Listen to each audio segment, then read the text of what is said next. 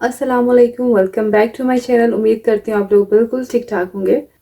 आज मेरी वीडियो का टॉपिक है कि मुझे बहुत सारे लोग पूछते हैं कि क्या यूके आना वर्थ इट है या नहीं है। हम यूके आए तो हम लोग किस डिग्री पे आए, हम यूके बैचलर्स में आए या नहीं आए, हम मास्टर्स प्रोग्राम्स में आए या नहीं। ठीक है, ये टॉपिक मैं आपसे डिस्कस करूंगी अपने एक्सपीरियंस के साथ। वीडियो में बढ़ने से पहले आप मेरी वीडियो को लाइक कर दें, चैनल को सब्सक्राइब कर दें और बेल आइकन के बटन को दबाना मत भूलिएगा। तो बढ़ते हैं वीडियो की तरफ। सबसे पहले मेरे से लोग क्वेश्चन करते हैं कि भाई आप लोगों को यूके आना चाहिए या नहीं आना चाहिए।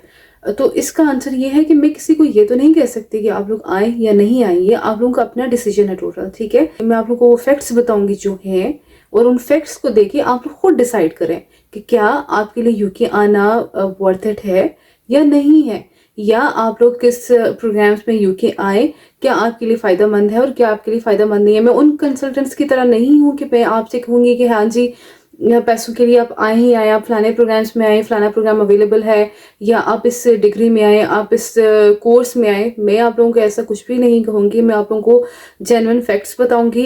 इसके बाद डिसाइड करना आप पे है कि आप क्या उससे जो है वो नतीजा अखज़ करते हैं या आप उससे क्या रिजल्ट लेते हैं उस बात से। सबसे पहले मैं अगर स्टडी वीज़ा की बात करूं तो स्टडी वीज़ा में पहले आता है बैचलर्स प्रोग्राम। बैचलर्स है तकरीबन 3.5 साल का। ठीक है, अब बैचलर्स में होता क्या है, यहाँ पे आपको हर सेमेस्टर की फ़ी पे करनी होती है।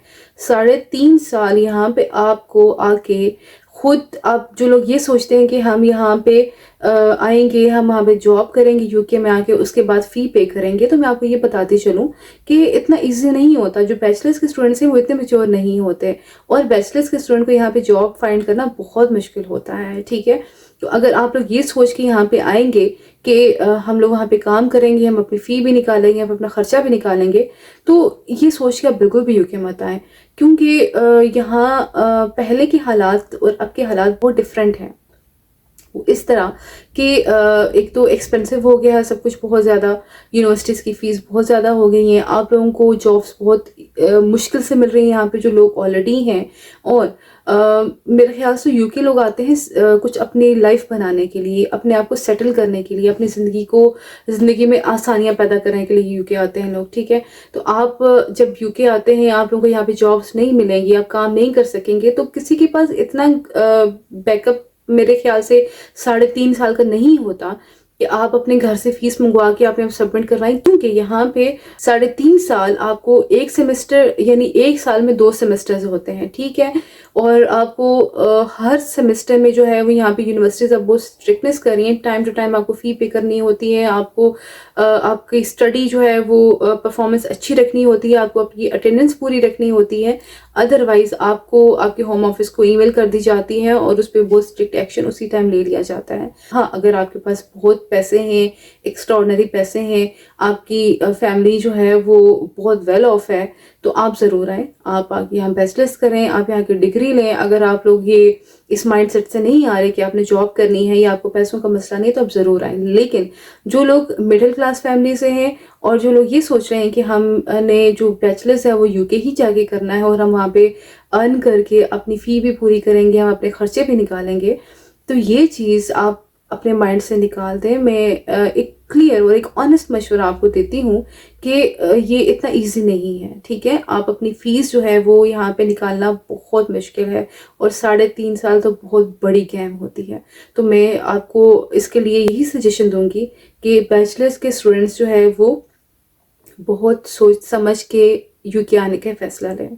ठीक है, इसके बाद आता है मास्टर्स प्रोग्राम। तो मास्टर्स प्रोग्राम जी है 1 साल का। मास्टर्स प्रोग्राम जो है वो इजी है एज कम्पेयर टू बैचलर्स। एक बेनिफिट और बहुत बड़ा बेनिफिट है वो ये है कि यहाँ की डिग्री वो 1 साल का है। ठीक है, अब 1 साल में अपनी डिग्री कंप्लीट कर लेते हैं, मीनवाइल आपको स्टडी का टाइम भी मिल जाता है और आपको जॉब का भी टाइम मिल जाता है। यहाँ पे आप आराम से जॉब भी कर लेते हैं और बहुत सारे स्टूडेंट्स जो हैं वो यहाँ पे अपनी जॉब के साथ अपनी फ़ी भी निकाल लेते हैं और अपना एक्सपेंस भी निकाल लेते हैं। लेकिन मास्टर्स के जो स्टूडेंट्स हैं वो मेच्योर इनफ होते हैं, उनको जॉब भी इजीली मिल जाती है क्योंकि उनके पास एक्सपीरियंस भी होता है, उनकी एज इतनी होती है कि उनको अच्छा पे रेट मिल जाता है। लेकिन इतना इजी मास्टर्स के स्टूडेंट्स के लिए भी नहीं, क्योंकि आजकल जो हालात चल रहे हैं, जो एक्सपेंसेस चल रहे हैं, उसके अकॉर्डिंग जो है वो मास्टर्स के स्टूडेंट्स के लिए भी यहाँ पे सर्वाइव करना बहुत मुश्किल है। लेकिन सम हाउ वो मैनेज कर लेते हैं, क्योंकि 1 साल की डिग्री है, वो किसी तरह जो है वो ओखा सोखा करके फिर भी गुजारा हो जाता है। तो बैचलर्स के स्टूडेंट्स का जो पे रेट है, क्योंकि उनकी एज कम होती है तो उनको रेट कम मिलता है, और जो मास्टर स्टूडेंट होते हैं उनकी एज थोड़ी ज़्यादा होती है तो उनको जो है वो पे रेट भी उनका थोड़ा सा ज़्यादा होता है एज पर गवर्नमेंट रूल। तो ये तो डिफरेंस है स्टडी का, कि वो स्टडी रोड पे आए और स्टडी रोड पे आते हैं तो उनको क्या ये यहाँ पे परेशानियों का सामना करना पड़ सकता है। तो यहाँ पे जो जॉब के हालात हैं ये तो सबके सामने हैं, क्योंकि सिर्फ यूके में नहीं, ओवरऑल वर्ल्ड वाइड जो है वो इकॉनमी हर जगह की डाउन हो चुकी है। जॉब रेशो बहुत कम है, क्योंकि यूके में बहुत ज़्यादा स्टूडेंट्स आ चुके हैं। और इसके अलावा जो वर्क की बात करें तो गवर्नमेंट ने ऑलरेडी जो है वो पाबंदी लगा दी है कि डिपेंडेंट्स जो है वो अब अलाउड नहीं है। तो आहिस्ता आहिस्ता जो है वो ये सख्तियां बढ़ती जा रही हैं, और हर बंदे के लिए यहाँ पे, स्पेशली जो बाहर से लोग स्टडी के लिए आ रहे हैं, वर्क के लिए आ रहे हैं, यहाँ पे टैक्सेस आपको बहुत देने पड़ते हैं। तो उस लिहाज से यूके थोड़ा एक्सपेंसिव अब हो चुका है, और यहाँ पे आना उतना वर्थ इट नहीं है। लेकिन मैं एक बात कहना चाहूँगी, स्पेशली उन लोगों के लिए, वर्क के लिए, कि आप लोगों को अपनी कंट्री से, अपनी जगह से निकलना चाहिए, ज़रूर निकलना चाहिए। क्योंकि एक जगह में बैठ के तो आप लोगों के लिए वसीले अगर नहीं खुल रहे तो हो सकता है आप किसी दूसरी जगह पे जाएं तो वहाँ पे आपके हालात ठीक हो जाएं, वहाँ पे आपके लिए रिस्क लिखा हो, आप वहाँ पे जाएं तो आपके लिए आसानी हो जाए। अगर आप अपनी कंट्री में एक अच्छी जॉब कर रहे हैं तो उसको ठुकरा के मत आए। आपकी फेमिलियर नहीं है जिस जगह से आप, जहाँ आपको ये नहीं पता कि आप जाके वहाँ पे सेटल हो सकते हैं नहीं हो सकते। क्योंकि ये मैं एक चीज़ क्लियर बता दूं कि महंगाई पूरी दुनिया में है, कोई एक कंट्री में नहीं है, किसी 2 कंट्रीज में नहीं है, पूरी दुनिया में है। पूरी दुनिया में सेम उसी तरह एक्सपेंसिव सब कुछ हुआ है जिस तरह आपकी कंट्री में हुआ है, जिस तरह इंडिया में हुआ है, जिस तरह पाकिस्तान में हुआ है, इसी तरह पूरी दुनिया में महंगाई हो चुकी है। यहाँ पे हर बंदा सर्वाइव ही कर रहा है। अगर आप यहाँ के सिटीजन्स की बात करें तो वो भी सिर्फ सरवाइव कर रहे हैं। लग्जरीज की बात जो है वो अब बहुत एक किस्म का आप कह सकते हैं खौफ बन के रहेगी यहाँ के नेशनल्स के लिए भी, यहाँ के सिटीजन्स के लिए भी। तो अगर आप अपनी कंट्री में अच्छा गुजारा कर रहे हैं तो आप अपनी कंट्री को मत छोड़ें, क्योंकि वहाँ पे आपके अपने रिश्तेदार हैं, आपको वो मुश्किलात का सामना नहीं करना पड़ता जितना आप बाहर की कंट्रीज़ में जाके, एक अजनबी जगह पे जाके आप मुश्किलात का सामना करते हैं। ये था मेरा आज का व्लॉग। उम्मीद करती हूँ कि कुछ ना कुछ आपको इससे हेल्प मिलेगी आगे अपने रास्ते चुनने में। ये आप लोग, हो सकता है कि आप लोगों का माइंड थोड़ा बहुत क्लियर हो चुका हो मेरी कुछ बातों से, क्योंकि मेरा पर्सनल एक्सपीरियंस है और जितना मुझे टाइम आए हुए हो चुका है उसकी एक्सपीरियंस से तो मैंने अपना आपको बता दिया है। बाकी आप लोगों पे है, आप लोग इसको किस तरह देखते हैं। मेरी वीडियो अच्छी लगे तो प्लीज़ इसको लाइक ज़रूर कर दीजिएगा और अपने कमेंट से मुझे आगाह भी ज़रूर कीजिएगा। मिलते हैं नेक्स्ट व्लॉग में। Till then take care. अल्लाह हाफिज़।